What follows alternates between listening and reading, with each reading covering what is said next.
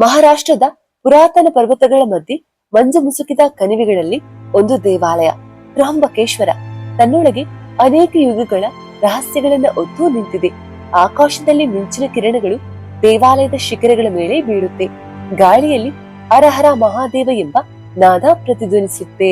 ಆದರೆ ಈ ದೇವಾಲಯ ಕೇವಲ ಭಕ್ತಿಯ ಸ್ಥಳವಲ್ಲ, ಇದು ಒಂದು ಜೀವಂತ ಪೌರಾಣಿಕ ಪಠ್ಯ. ಅಲ್ಲಿ ಪ್ರತಿಯೊಂದು ಕಲ್ಲು, ಪ್ರತಿಯೊಂದು ಶಿಲೆಯು ಒಂದೊಂದು ಕಥೆಯನ್ನ ಹೇಳುತ್ತೆ. ಮಹಾರಾಷ್ಟ್ರದ ನಾಸಿಕ್ನ ಪವಿತ್ರ ಭೂಮಿಯಲ್ಲಿ ಸ್ಥಿತವಾಗಿರುವ ತ್ರ್ಯಂಬಕೇಶ್ವರ ದೇವಸ್ಥಾನವು 12 ಜ್ಯೋತಿರ್ಲಿಂಗಗಳಲ್ಲಿ ಒಂದು. ಈ ದೇವಾಲಯವನ್ನ ತ್ರ್ಯಂಬಕೇಶ್ವರ ಎಂದು ಕರೆಯುವುದರ ಕಾರಣ ಇಲ್ಲಿ ಶಿವನು ತ್ರಿನೇತ್ರನಾಗಿ, ಅಂದರೆ 3 ಕಣ್ಣುಗಳ ದೇವನಾಗಿ, ಬ್ರಹ್ಮ, ವಿಷ್ಣು ಮತ್ತು ಮಹೇಶ್ವರನನ್ನ ಪ್ರತಿನಿಧಿಸುವ ರೂಪದಲ್ಲಿ ವಿರಾಜಮಾನನಾಗಿದ್ದಾನೆ. ಹಾಗಾದ್ರೆ ಬನ್ನಿ, ಇವತ್ತಿನ ವಿಡಿಯೋದಲ್ಲಿ ತ್ರ್ಯಂಬಕೇಶ್ವರ ದೇವಾಲಯದ ಇತಿಹಾಸ, ದಂತಕತೆ, ದೇವಾಲಯದ ರೋಚಕ ನಿಗೂಢತೆಗಳ ಬಗ್ಗೆ ತಿಳಿಯೋಣ. ದೇವಾಲಯಕ್ಕೆ ಸಂಬಂಧಪಟ್ಟಂತಹ ಪೌರಾಣಿಕ ಕಥೆಯು ಗೌತಮ ಋಷಿಯ ತಪಸ್ಸು ಮತ್ತು ಗಂಗೆ ಅವತಾರದೊಂದಿಗೆ ಸಂಬಂಧವನ್ನ ಹೊಂದಿದೆ. ಯುಗ ಯುಗಗಳ ಹಿಂದೆ ಈ ಪ್ರದೇಶ ಗೌತಮ ಋಷಿಯ ತಪೋಭೂಮಿ ಆಗಿತ್ತು. ಅವರು ತಮ್ಮ ಧರ್ಮಪತ್ನಿ ಅಹಲ್ಯೆಯೊಂದಿಗೆ ಅರಣ್ಯದಲ್ಲಿ ವಾಸಿಸುತ್ತಿದ್ದರು. ಅವರು ಕರುಣಾಮಯಿ, ದಾನಶೀಲರು ಮತ್ತು ಎಲ್ಲರಿಗೂ ಒಳ್ಳೆಯದನ್ನೇ ಬಯಸುವವರು. ಒಮ್ಮೆ ಈ ಭೂಮಿಯ ಮೇಲೆ ಭಾರಿ ಬರಗಾಲ ಬಂತು. ಮಳೆ ನಿಂತಿತು, ಭೂಮಿ ಬಂಜರಾಗಿ ಬಿಟ್ಟಿತು. ಜನರು ಆಹಾರದ ಕೊರತೆಯಿಂದ ನರಳುತ್ತಿದ್ದರು. ಆ ಸಮಯದಲ್ಲಿ ಗೌತಮ ಋಷಿ ತಮ್ಮ ಸ್ವಾರ್ಥಕ್ಕಾಗಿ ಅಲ್ಲ, ಬದಲಾಗಿ ಸಕಲ ಜೀವಿಗಳ ಹಿತಕ್ಕಾಗಿ ತಪಸ್ಸನ್ನ ಆರಂಭಿಸಿದರು. ಅವರ ತಪಸ್ಸಿಗೆ ಇಂದ್ರದೇವ ಸಂತೋಷಗೊಂಡು ಒಂದು ಅಮೃತಮಯ ಜಲಸೂತ್ರವನ್ನ ನೀಡಿದನು. ಒಂದು ಕುಂಡ, ಅದು ಎಂದಿಗೂ ಒಣಗದ ಕುಂಡ. ಆ ಕುಂಡದಿಂದ ಪ್ರದೇಶ ಹಸಿರುಮಯವಾಯಿತು. ಜನರ ಜೀವನ ಮತ್ತೆ ಅರಳಿತು. ಆದರೆ ಎಲ್ಲೆಡೆ ಇದ್ದಂತೆ ಇಲ್ಲಿ ಕೂಡ ಕೆಟ್ಟ ಜನರು ಕೂಡ ಇದ್ದರು. ಅಂದ್ರೆ ದ್ವೇಷ ಹುಟ್ಟಿಕೊಂಡಿತು. ಇತರ ಋಷಿಗಳು ಗೌತಮನ ಖ್ಯಾತಿಗೆ ದ್ವೇಷದಿಂದ ಕೂಡಿದರು. ಒಂದು ದಿನ ಅವರೆಲ್ಲರೂ ಷಡ್ಯಂತರ ರೂಪಿಸಿದರು. ಒಂದು ಹಸಿದ ಅಸ್ವಸ್ಥ ಹಸುವನ್ನ ಗೌತಮ ಋಷಿಯ ಹೊಲದಲ್ಲಿ ಬಿಟ್ಟರು. ಗೌತಮ ಋಷಿ ಅದನ್ನ ದೂರ ಮಾಡುವ ಪ್ರಯತ್ನ ಮಾಡಿದಾಗ ಆ ಹಸು ಅಲ್ಲಿ ಬಿದ್ದು ಸತ್ತು ಹೋಯಿತು. ಇದನ್ನು ನೆಪ ಮಾಡಿಕೊಂಡು ಇತರ ಋಷಿಗಳು ಅವರನ್ನ ಗೋಹತ್ಯೆಗೈದವನು ಎಂದು ಆರೋಪಿಸಿದರು.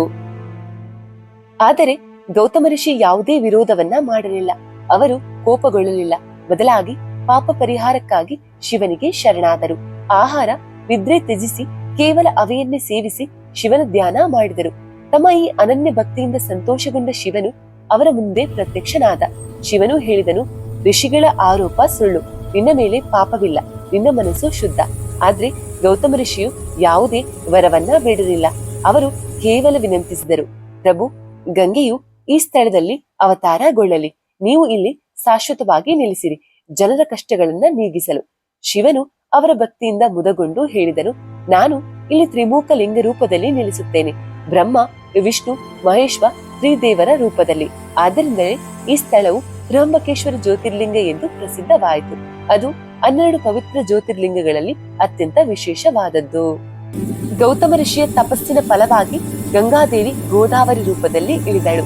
ಆದ್ರೆ ಗೋದಾವರಿ ನದಿ ಹಲವು ಬಾರಿ ಭೂಮಿಯಿಂದ ಅಡಿಗೆ ಹೋಗುತ್ತಿತ್ತು. ಗೌತಮ ಋಷಿಯು ಕುಶದ ಒಂದು ಎಲೆಯಿಂದ ಆ ಪ್ರವಾಹವನ್ನ ಬಂಧಿಸಿದನು. ಇಂದಿಗೂ ಆ ಸ್ಥಳವನ್ನ ಕುಶವರ್ತ ಕುಂಡ ಎಂದು ಕರೆಯುತ್ತಾರೆ. ಈ ಕುಂಡದಲ್ಲಿ ಸ್ನಾನ ಮಾಡುವುದರಿಂದ ಪಾಪಗಳು ನಿವಾರಣೆಯಾಗುತ್ತೆ ಎನ್ನುವ ನಂಬಿಕೆ. ಪ್ರತಿ ಕುಂಭಮೇಳದ ಸಮಯದಲ್ಲಿ ಲಕ್ಷಾಂತರ ಯಾತ್ರಿಕರು ಇಲ್ಲಿ ಪವಿತ್ರ ಸ್ನಾನ ಮಾಡಲು ಬರುತ್ತಾರೆ. ಇನ್ನೊಂದು ದಂತಕಥೆಯ ಪ್ರಕಾರ ಗೋದಾವರಿ ನದಿಯನ್ನ ವಿಷ್ಣುವು ತ್ರಿವಿಕ್ರಮ, ಅಂದ್ರೆ ವಾಮನ ಅವತಾರ ರೂಪದಲ್ಲಿ ಸೃಷ್ಟಿಸಿದನು. ಅವನು ತನ್ನ ಪಾದದಿಂದ ಭೂಮಿಯನ್ನ ಒತ್ತಿ ನೀರನ್ನ ಬಿಡುಗಡೆ ಮಾಡಿದನು. ಅದು ಅಂತಿಮವಾಗಿ ಗೋದಾವರಿ ನದಿಯನ್ನ ರೂಪಿಸಿತು. ಕೆಲವು ವೃತ್ತಾಂತಗಳು ನದಿಯು ವಿಷ್ಣುವಿನ ಪಾದಗಳಿಂದ ಹೊರಹೊಮ್ಮಿತು ಎಂದು ಸೂಚಿಸುತ್ತವೆ. ತ್ರ್ಯಂಬಕೇಶ್ವರ ಜ್ಯೋತಿರ್ಲಿಂಗದ ವೈಶಿಷ್ಟ್ಯ. ಈ ಜ್ಯೋತಿರ್ಲಿಂಗವು ವಿಶೇಷವಾದದ್ದು. ಯಾಕೆಂದರೆ ಈ ಲಿಂಗದ ಒಳಗೆ 3 ಸಣ್ಣ ಲಿಂಗಗಳಿವೆ. ಅವು ಕ್ರಮವಾಗಿ ಬ್ರಹ್ಮ, ವಿಷ್ಣು, ಮಹೇಶ್ವರನ ಪ್ರತೀಕಗಳು. ಲಿಂಗವು ಸದಾ ನೆಲದೊಳಗೆ ಇರುತ್ತೆ ಮತ್ತು ಎಂದಿಗೂ ಒಣಗುವುದಿಲ್ಲ.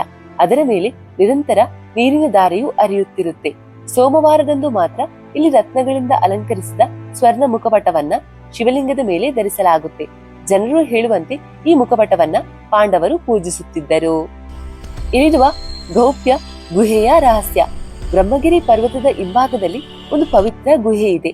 ಅಲ್ಲಿ ಋಷಿ ಗೌತಮರು ಶಿವನ ತಪಸ್ಸು ಮಾಡಿದರೆಂದು ನಂಬಿಕೆ. ಆ ಗುಹೆಯಲ್ಲಿ ಇನ್ನೂ ಒಂದು ಸಣ್ಣ ಶಿವ ದೇವಾಲಯ ಮತ್ತು ಪವಿತ್ರ ನೀರಿನ ದಾರಿ ಇದೆ. ಆದರೆ ಈ ಮಾರ್ಗಕ್ಕೆ ಸಾರ್ವಜನಿಕರಿಗೆ ಪ್ರವೇಶ ಇರುವುದಿಲ್ಲ.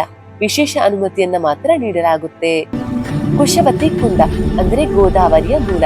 ಬ್ರಹ್ಮಕೇಶ್ವರ ದೇವಸ್ಥಾನದ ಹತ್ತಿರವೇ ಇರುವ ಕುಶವತಿ ಕುಂಡವೇ ಗೋದಾವರಿ ನದಿಯ ಉದ್ಭವ ಸ್ಥಳ. ಗೌತಮ ಋಷಿಯು ಕುಶ ಬಳಸಿ ಈ ಕುಂಡದಲ್ಲಿ ಗೋದಾವರಿಯನ್ನ ಸ್ಥಿರಗೊಳಿಸಿದ್ದಾನೆ ಎನ್ನುವ ನಂಬಿಕೆ ಇದೆ. ಕುಂಭಮೇಳದ ಸಮಯದಲ್ಲಿ ಇಲ್ಲಿ ಶೈವ ಅಖಾಡಗಳು ಸ್ನಾನ ಮಾಡುವುದು ಅತ್ಯಂತ ಪವಿತ್ರವೆಂದು ಪರಿಗಣಿಸಲಾಗಿದೆ. ನಂದಿಯ ರಹಸ್ಯ. ದೇವಾಲಯದ ಮುಂಭಾಗದಲ್ಲಿರುವ ನಂದಿಯ ಪ್ರತಿಮೆ ಮುಂದೆ ಭಕ್ತರು ತಮ್ಮ ಮನದ ಆಸೆಯನ್ನ ಅದರ ಕಿವಿಯಲ್ಲಿ ಹೇಳುತ್ತಾರೆ. ನಂಬಿಕೆಯ ಪ್ರಕಾರ ನಂದಿಯ ಕಿವಿಯಲ್ಲಿ ಹೇಳಿದ ಮಾತು ನೇರವಾಗಿ ಶಿವನಿಗೆ ತಲುಪುತ್ತೆ ಮತ್ತು ಮನಸ್ಸಲ್ಲಿರುವ ಆಸೆಯು ಈಡೇರುತ್ತೆ ಎಂದು ನಂಬಲಾಗಿದೆ. ಕಾಳಸರ್ಪ ದೋಷ ನಿವಾರಣೆಯ ಸ್ಥಳ. ಬ್ರಹ್ಮಕೇಶ್ವರ ಕಾಳಸರ್ಪ ದೋಷ ನಿವಾರಣೆಗೆ ಅತ್ಯಂತ ಪವಿತ್ರ ಸ್ಥಳವೆಂದು ಪರಿಗಣಿಸಲಾಗುತ್ತೆ. ಇಲ್ಲಿ ನಾರಾಯಣ ಬಳಿ ಮತ್ತು ಪಿಂಡದಾನ ಪೂಜೆಗಳು ವಿಶೇಷವಾಗಿ ಪ್ರಸಿದ್ಧ. ಬ್ರಹ್ಮಗಿರಿ ಪರ್ವತ ದಕ್ಷಿಣ ಗಂಗೆಯ ಜನ್ಮಸ್ಥಳ.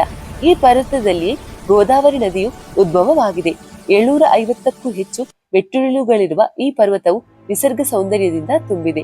ಮಳೆಗಾಲದಲ್ಲಿ ಇಲ್ಲಿ ಹರಿಯುವ ಜಲಪಾತಗಳು ಮತ್ತು ಹಸಿರು ಪರ್ವತಗಳು ಬ್ರಹ್ಮಕೇಶ್ವರ ಯಾತ್ರೆಯನ್ನ ಅಲೌಕಿಕ ಅನುಭವವನ್ನ ನೀಡುತ್ತೆ. ಬ್ರಹ್ಮಕೇಶ್ವರ ಕೇವಲ ಒಂದು ದೇವಸ್ಥಾನ ಮಾತ್ರವಲ್ಲ, ಅದು ಕಾಲ, ಭಕ್ತಿ ಮತ್ತು ರಹಸ್ಯಗಳ ಸಂಯೋಗ. ಅಲ್ಲಿ ನಡೆಯುವ ಪ್ರತಿಯೊಂದು ನಾದ, ಹರಿಯುವ ಪ್ರತಿಯೊಂದು ಹನಿ, ಒಳೆಯುವ ಪ್ರತಿಯೊಂದು ಕಲ್ಲು ಒಂದು ಕಥೆಯನ್ನ ಹೇಳುತ್ತೆ. ಭಕ್ತಿಯು ಶಾಪವನ್ನ ಶುದ್ಧಗೊಳಿಸಬಲ್ಲದು. ಯಾರು ಇಲ್ಲಿ ನಿಜವಾದ ಮನಸ್ಸಿನಿಂದ ಪ್ರಾರ್ಥಿಸುತ್ತಾರೋ ಅವರು ಶಿವನ ಆಶೀರ್ವಾದದಿಂದ ಜೀವನವು ಪ್ರಕಾಶದಿಂದ ತುಂಬಿರುತ್ತೆ. ಇದು ಕೇವಲ ಕಥೆಯ ಅಂತ್ಯವಲ್ಲ, ಇದು ಬ್ರಹ್ಮಕೇಶ್ವರನ ಶಾಶ್ವತ ಚೈತನ್ಯದ ಪ್ರಾರಂಭ. ಹರ ಹರ ಮಹಾದೇವ.